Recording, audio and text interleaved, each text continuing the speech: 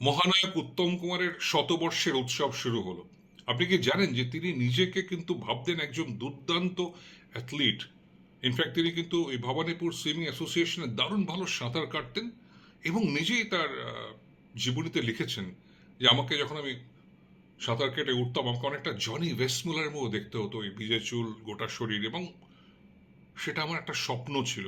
এবং তিনি কি কি করেননি, তিনি ননী ঘোষের আখড়ায় কুস্তি শিখেছেন, তিনি সুকুমার গুপ্ত মানে বিখ্যাত ভোম্বলদার কাছে লাঠি খেলা শিখেছেন, তিনি বক্সিং শিখেছেন বব দাসের কাছে, যার কাছে তিনি কিন্তু পরবর্তী পর্যায়ে তিনি গিয়ে রক অ্যান্ড রোল বা এই বিভিন্ন ধরনের ইংলিশ যে নাচগুলো হয় সেগুলো শিখেছেন। এবং ফুটবলে লুনার ক্লাবে খেলা শুরু করেন, নিজের একটা অ্যাসোসিয়েশন তৈরি করেন, কুস্তির আখড়া বানান, অ্যাক্রোব্যাটিক্স করেছেন, জিমন্যাস্টিক্স করেছেন, নিজে রাইট ব্যাক পজিশনে খেলতেন, স্বপ্ন দেখতেন এবং আদ্যন্ত মোহনবাগানে সবুজ মেরুন তার গোটা জিনিসটা তার সত্তায় একেবারে ছেয়ে ছিল বলা যায়।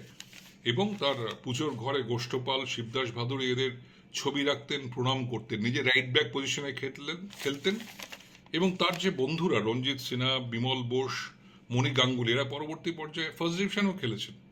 সুতরাং উত্তম কুমারের যে ভালোবাসা খেলার প্রতি, এটা অনেক অনেক অজানা তথ্য আছে যেগুলো আমরা জানি না বা কিছুটা জানিও, কিন্তু আমরা সেলিব্রেট করতে পারি বাঙালির চিরকালীন মহানায়ক চির উত্তমকে।